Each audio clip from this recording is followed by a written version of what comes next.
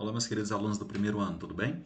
Nessa aula a gente vai complementar a aula passada, onde nós na aula passada falamos, de proteínas e de enzimas, ok?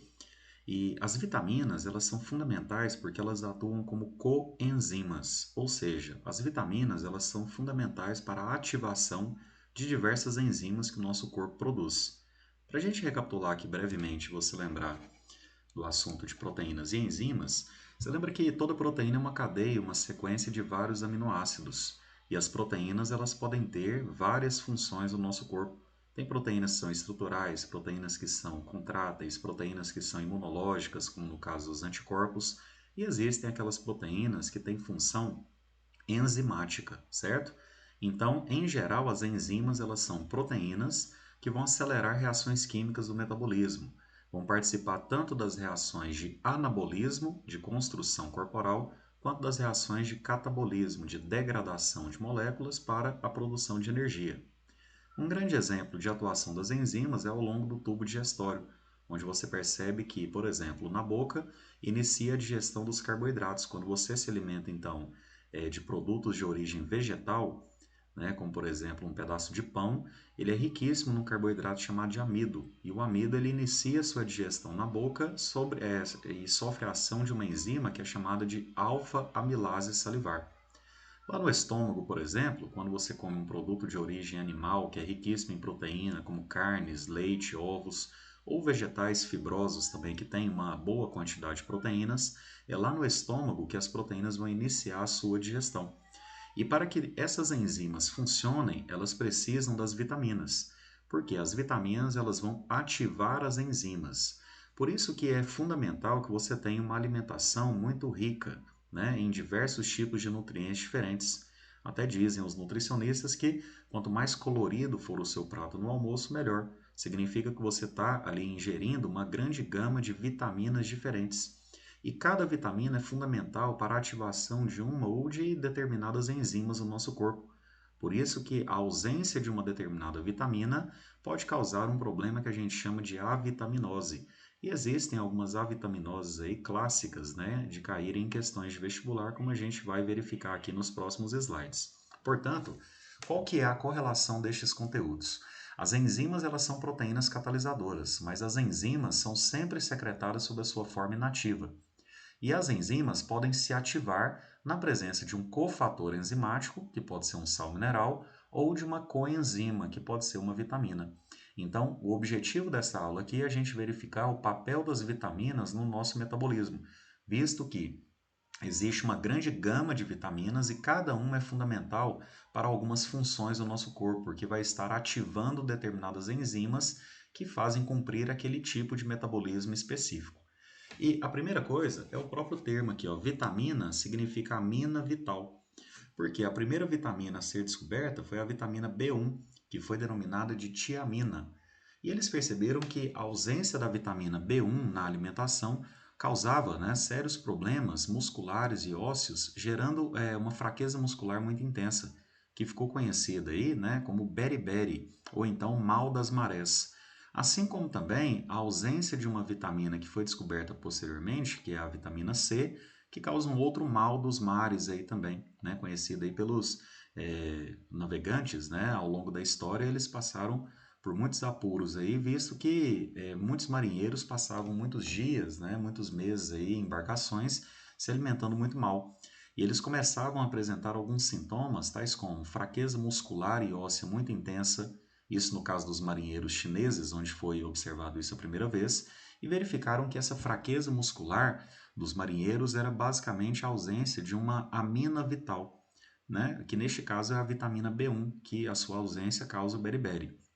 E os marinheiros ingleses, eles tinham um problema em relação a uma vitamina também. Como eles ficavam muito tempo em embarcações sem o consumo de frutas cítricas, a deficiência da vitamina C causava o escorbuto, que era justamente o sangramento de mucosas corporais. E eles percebiam que logo quando começavam a se alimentar melhor, esses sintomas eles desapareciam. Por isso que as vitaminas são ditas aminas vitais. As vitaminas, no caso, não é só a vitamina B1 ou a vitamina C. Na verdade, a gente vai classificar as vitaminas em dois grupos, ok? Então, para a gente recapitular até agora o que a gente viu, para que servem as vitaminas? As vitaminas são fundamentais para a ativação das enzimas no nosso corpo. E as enzimas, por sua vez, ativadas na presença das vitaminas, são fundamentais para todas as reações químicas metabólicas que ocorrem dentro das nossas células. Eu te dei dois exemplos aí de avitaminoses, né? Carências de vitaminas que causam problemas. A ausência da vitamina B1, que é chamada de tiamina, causa o beriberi, que é a fraqueza muscular e óssea muito intensa. E a ausência da vitamina C que é obtida principalmente em frutos cítricos, né? A ausência da vitamina C causa o escorbuto, que é o sangramento de mucosas, principalmente na gengiva. Então, esses marinheiros, quando ficavam ausentes de vitamina C, a gengiva começava a sangrar, as demais mucosas do corpo também apresentavam sangramentos, e isso causava também uma certa, né, fraqueza muscular. Portanto, as vitaminas são nutrientes fundamentais, são nutrientes orgânicos, porém elas são um pouquinho diferentes em relação a carboidratos e lipídios, principalmente, porque mesmo as vitaminas sendo substâncias orgânicas, elas são substâncias muito simples e que têm pouca energia armazenada. As vitaminas, todas elas podem ser produzidas somente por três tipos de organismos, que seriam as bactérias, os fungos e os vegetais. Os animais não conseguem produzir as vitaminas. Por isso que é necessário que a gente faça a ingestão de alimentos e cada alimento pode ter uma certa gama de vitaminas ou então ser mais rico em uma ou outra vitamina. Existem alguns alimentos, como leite e ovos, por exemplo, que são ricos em praticamente todas as vitaminas, né? Com exceção um pouco da vitamina C. Vitamina C que é principalmente, como eu disse, encontrada em frutos cítricos. Então, a primeira classificação que a gente vai fazer das vitaminas é quanto à solubilidade delas. Então, existem vitaminas que são lipossolúveis e as vitaminas do próximo slide que eu vou te mostrar que são hidrossolúveis. Como o próprio nome sugere para você, uma vitamina que é lipossolúvel, ela é solúvel em gorduras. Ou seja, ela é uma vitamina que é hidrofóbica, não é solúvel em água, correto? Portanto, as vitaminas lipossolúveis, elas ficam em grande parte armazenadas no nosso corpo, lá no tecido adiposo, aquele tecido que armazena gordura no nosso corpo, né? Um grande exemplo seria justamente a terceira camada da nossa pele, que é chamada de hipoderme, que contém aí esse tecido adiposo. É lá que essas vitaminas lipossolúveis ficam solubilizadas nos lipídios e, portanto, armazenadas.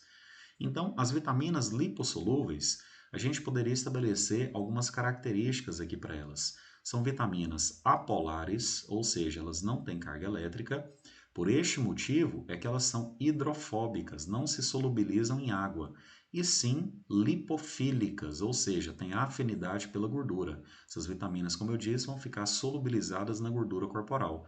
E não há necessidade, portanto, do consumo diário das vitaminas lipossolúveis, uma vez que elas ficam armazenadas no nosso organismo, né? Diferentemente das vitaminas hidrossolúveis, como eu vou te mostrar. As vitaminas lipossolúveis são apenas quatro. Então a gente tem vitaminas A, D, E e K. Você pode perceber que a gente pode denominar as vitaminas, né, com letras, né, como por exemplo a vitamina A, mas também a gente pode chamá-la com o nome técnico de fato, que é retinol. A vitamina A, ela é chamada de retinol justamente porque ela é fundamental para o metabolismo dos olhos. É fundamental para que você tenha a boa visão. Por isso que você pode perceber aqui, ó, no quadro, o papel delas é um componente de pigmentos visuais. Existe um pigmento presente na nossa retina que é chamado de rodopsina. A rodopsina é que permite você enxergar muito bem em ambientes pouco iluminados. Portanto, na ausência da vitamina A, pode ocorrer um probleminha que é chamado de cegueira noturna. Tá vendo aqui? Ó, isso aqui é a carência da vitamina A, ou seja, a ausência, né, de alimentação contendo a vitamina A pode causar cegueira noturna, além de lesões das membranas mucosas, pele e córneas secas. Justamente porque, se a gente for colocar aqui, as vitaminas elas têm um papel na ativação de diversas enzimas. Por isso que uma ou outra vitamina pode estar atuando aí em várias funções no corpo. Porém, aquilo que é mais importante em relação à vitamina A é que a ausência de vitamina A na alimentação pode causar cegueira noturna. Além da cegueira noturna, essa dificuldade de enxergar em ambientes pouco iluminados, nós temos também a xeroftalmia. Então, o olho pode se tornar extremamente seco na ausência de vitamina A. Por isso que é importante que você faça o consumo dos alimentos que são ricos em vitamina A, Por exemplo, ó, a vitamina A, ela é sempre muito encontrada em alimentos que são alaranjados, alimentos que são, no caso, né, avermelhados também, tá? Estes alimentos normalmente contêm uma grande quantidade de vitamina A, como por exemplo, ó, o fígado, né, óleo de fígado de peixe, tomate, gema de ovo, cenoura. Aqui, ó, ele até cita para você, contém caroteno, a provitamina A. Você lembra lá que nas aulas presenciais a gente falou de um lipídio chamado de carotenoide? O carotenoide é um tipo de gordura que está presente em alimentos alaranjados, avermelhados, amarelados também. Quando você faz o consumo da cenoura, por exemplo, você está ingerindo, né, o beta-caroteno. E esse beta-caroteno, que é o pigmento alaranjado da cenoura, ele também é conhecido como provitamina A, justamente porque quando você consome o caroteno presente na cenoura, este lipídio se converte na vitamina A. Por este motivo que a vitamina A é uma vitamina, né, lipossolúvel, certo? Tem afinidade por gorduras. Outra vitamina importante da gente notar aqui, lipossolúvel, é a vitamina D, também chamada de calciferol. Você pode perceber que a vitamina D, ela participa do metabolismo do cálcio, por isso que ela tem esse outro nome chamado de calciferol. A vitamina D ela é fundamental porque quando ela é absorvida no intestino, ela faz com que os rins produzam um hormônio, que é chamado de calcitriol, que aumenta a absorção de cálcio e fosfato no intestino. Por isso que a vitamina D ela é fundamental para a fortificação dos ossos. E aqui você está vendo o papel dela, ó, fixação de cálcio nos ossos e dentes, ou seja, a fortificação óssea depende do cálcio. Mas para que o seu corpo consiga absorver o cálcio, você precisa da vitamina D. E a vitamina D ela é fundamental, né, que seja absorvida no nosso corpo e também na presença da luz solar. Por quê? É a luz solar que faz a ativação da vitamina D na pele, certo? Então, de nada adianta, por exemplo, a pessoa consumir estes alimentos que contêm a vitamina D e não ficar exposto à luz solar. Tá? Justamente você pode perceber aqui, ó, alimentos gordurosos como margarinas, né, gema de ovo. Lembre que o ovo é um alimento extremamente completo, por isso que você vai ver ele relacionado aqui à maioria das vitaminas, tá? Leite também, só que a vitamina D, como eu disse para você, ela só pode ser ativada na presença da luz solar. E ela é fundamental também para a sua imunidade, certo? Por isso que é fundamental você pegar um pouquinho de sol para aumentar a imunidade, porque a vitamina D só se ativa na presença da luz solar. Uma criança, quando tem problema em relação à alimentação, cuja sua alimentação é muito pobre, né, em calciferol, vitamina D, ela pode não se desenvolver de acordo, né, com a sua idade. Ou seja, ela não pode ter o desenvolvimento físico de acordo com aquilo esperado para aquela determinada idade. Isso é chamado de raquitismo, tá? Que é gerado justamente por essa fraqueza óssea. Então, uma criança que não tem vitamina D em grande quantidade na sua alimentação, ela não cresce o suficiente para a sua idade, para a sua genética. E isso é chamado de raquitismo. Já numa pessoa idosa, a vitamina D é fundamental justamente por conta do papel que ela cumpre no nosso organismo, permitindo a absorção do cálcio. Você sabe que pessoas idosas podem sofrer com a descalcificação óssea, né, com a osteoporose. E às vezes até uma suplementação, né, com vitamina D, por meio de comprimidos, né, polivitamínicos, pode prevenir bastante, né, a ocorrência da osteoporose nas pessoas mais velhas, principalmente do sexo feminino, em função de que a menopausa pode alterar o metabolismo do cálcio. Agora, a vitamina E, que é chamada de tocoferol, né, um importante antioxidante de componentes celulares, ou seja, evita o envelhecimento das células, ela também está relacionada com a questão da fertilidade. Porque percebe-se que quando não tem uma grande quantidade de vitamina E na alimentação, o indivíduo ele pode ter esterilidade, ou seja, ele pode ter problemas ao produzir os gametas, né? Principalmente no sexo masculino, ok? A vitamina E, a sua ausência, pode causar a esterilidade masculina. Além disso, pode causar também, como você está vendo aqui, ó, anemia, certo? Porque atua também no metabolismo do ferro. E as suas fontes seriam carnes, germe de trigo, né, sementes de trigo, cereais integrais, nozes e ovos. Ou seja, mais uma vez perceba que, né, o alimento completo denominado de ovo, você percebe que ele vai estar relacionado a quase todas as vitaminas, ok? A vitamina E, ela também é um importante fortificante muscular, certo? E assim, ela é fundamental também, assim como a vitamina D, né? Ela é fundamental também para o aumento da imunidade, ok? A vitamina K também pode ser chamada de filoquinona, menadiona ou quinona, ou plastoquinona. Normalmente você vai ver o termo quinona associado à vitamina K. E a vitamina K é um componente extremamente importante da coagulação sanguínea, justamente porque é a vitamina K que ativa as enzimas necessárias à coagulação, evitando, portanto, como você pode perceber aqui na tabela, as hemorragias, ok? A perda de sangue. Então, vamos supor que você se machucou, você arranhou a pele e fez um ferimento onde está sangrando. Aquele sangue lá, é claro, ele vai coagular.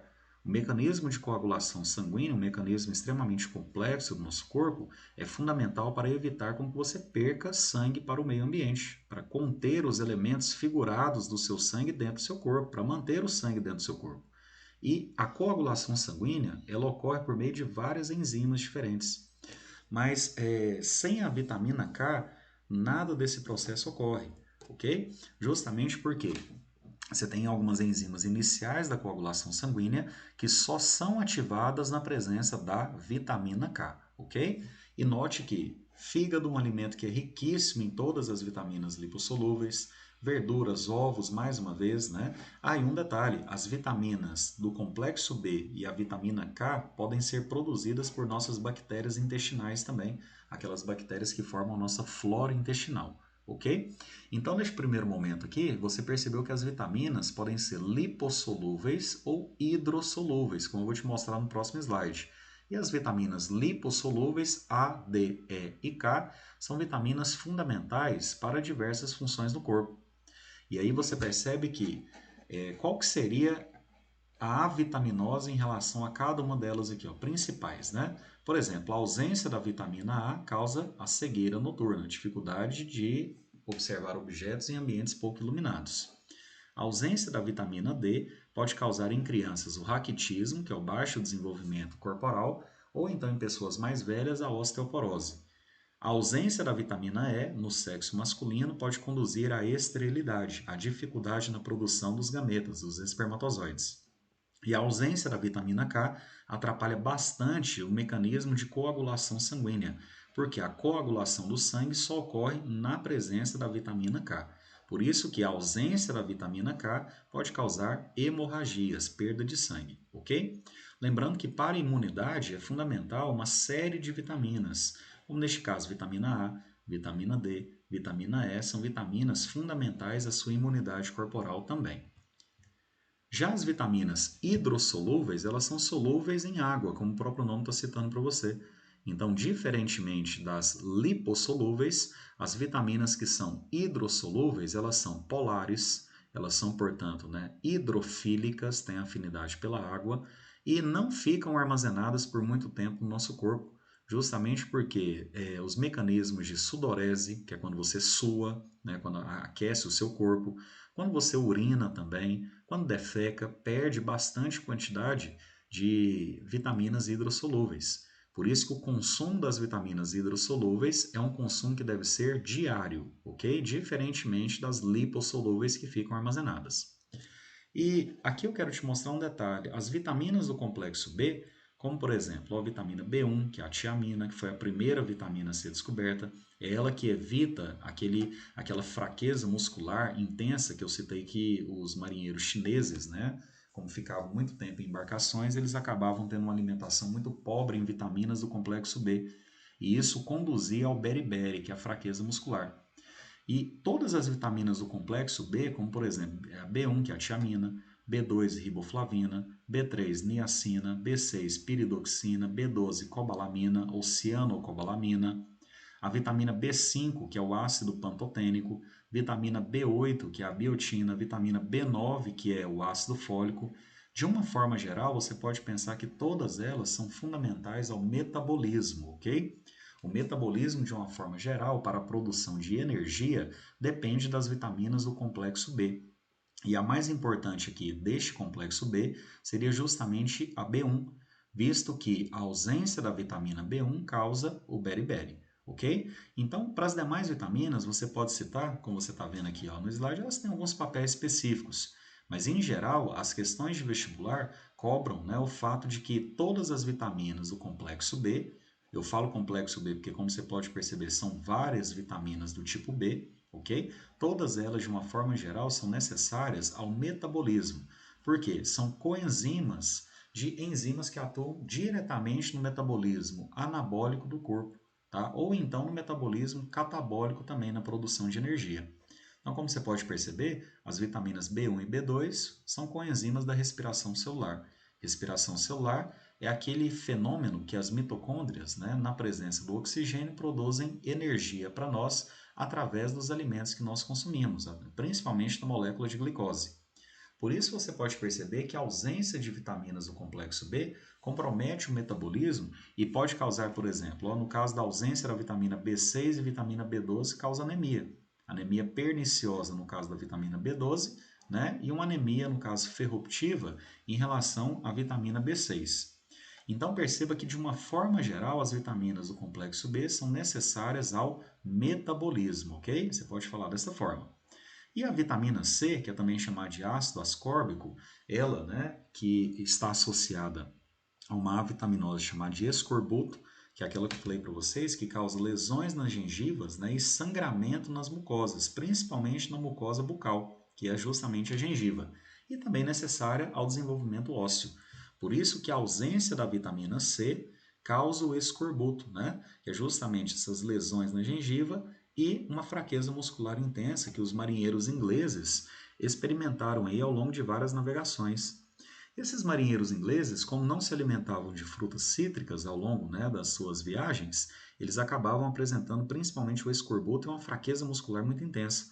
Porém, quando eles chegavam em ilhas tropicais e começavam a se alimentar de limão, de laranja, acerola, de frutos cítricos, por exemplo, né, como kiwi também, alguns outros frutos, como caju, no caso, goiaba, também são ricos em vitamina C. Mas de uma forma geral, você pode falar que a vitamina C é encontrada em frutas cítricas, principalmente. E o que ocorre é que, assim quando esses marinheiros chegavam em ambientes tropicais e começavam a se alimentar de frutos cítricos, basicamente os sintomas do escorbuto desapareciam. Por isso, eles sabiam naquela época, é claro que eles não conheciam ainda as vitaminas, mas eles sabiam que o consumo de laranja, por exemplo, era fundamental para evitar esse mal das marés, chamado de escorbuto. Da mesma forma que os marinheiros chineses, que sofriam pela falta da vitamina B1, sabiam que consumir estes alimentos e também arroz integral supria essa necessidade e ele não desenvolveria, portanto, ao longo da viagem o beriberi. Ok? Essas foram, né, as duas primeiras vitaminas citadas aí ao longo da história, a vitamina B1 e a vitamina C. Então, a vitamina C, além de ter esse papel evitando o escorbuto, ela também é um importante antioxidante de componentes celulares e um dos papéis mais importantes da vitamina C que todo mundo conhece é o fator importante que ela tem em relação à imunidade corporal. Então, na presença das vitaminas C, vitamina A, vitamina D, vitamina E e vitaminas, é claro, do complexo B, o metabolismo da imunidade fica extremamente avançado. Ou seja, a sua imunidade ela se torna muito forte na presença das vitaminas C, vitamina A, vitamina D e vitamina E, ok? Então, por isso que você pode perceber que uma vez ou outra, quando você fica gripado, pode ser que você faça o consumo de um suplemento contendo vitamina C, que é aquele efervescente, certo? E isso aumenta bastante a sua imunidade para combater patógenos diversos, ok? Então, para a gente finalizar aqui, você viu comigo que todas as vitaminas são importantes. O mais importante é você ter uma alimentação mais variada possível. As vitaminas só são produzidas por bactérias, por fungos e por vegetais. E neste caso, nós, organismos animais, temos que fazer o consumo. Por isso que elas são substâncias vitais para o nosso desenvolvimento, ok? E um detalhe muito importante, que você sempre tem que ficar ligado aí nas questões de vestibular, é quanto a essa classificação. Não há necessidade de você memorizar todas as vitaminas, ok? Mas há necessidade de você conhecer, principalmente, os seguintes problemas. Deixa eu te mostrar aqui. Ó, quando falar, por exemplo, vitamina A, o problema é relacionado à cegueira noturna, ok? Essa é uma das vitaminas principais. Vitamina D, evita o raquitismo. Vitamina E, evita esterilidade. Vitamina K, fundamental na coagulação do sangue. Essas aqui, a nível de questões de vestibular, são as mais importantes. Aí quando você pega aqui das vitaminas hidrossolúveis, basta você lembrar que todas as vitaminas do complexo B são necessárias ao metabolismo, necessárias à produção de energia, à síntese de compostos do nosso corpo. E dessas vitaminas do complexo B, a mais importante é a B1, porque a ausência da vitamina B1 na alimentação causa o beriberi, que é a fraqueza muscular. E a vitamina C, fundamental no caso da imunidade, previne o escorbuto, que seria esses sangramentos na gengiva que a gente comentou, certo? E atua como um antioxidante, evitando o envelhecimento celular e o envelhecimento corporal de uma forma geral. E as vitaminas, tendo todas essas funções muito importantes que você viu comigo aqui, elas são nutrientes orgânicos com pouca energia e não há necessidade de um consumo exagerado de vitaminas, ok? Da mesma forma que a falta de vitaminas pode causar problemas denominados de avitaminoses, como beriberi, como escorbuto, como raquitismo, por exemplo, o excesso de vitaminas pode causar hipervitaminoses também, tá? Então, o excesso é prejudicial ao nosso organismo, como, por exemplo, o excesso de vitaminas pode causar alterações na pressão arterial, alterações na função hepática, né, do fígado, sobrecarga da função renal lá nos rins. Então, o excesso também é prejudicial. Muito obrigado, até a próxima aula.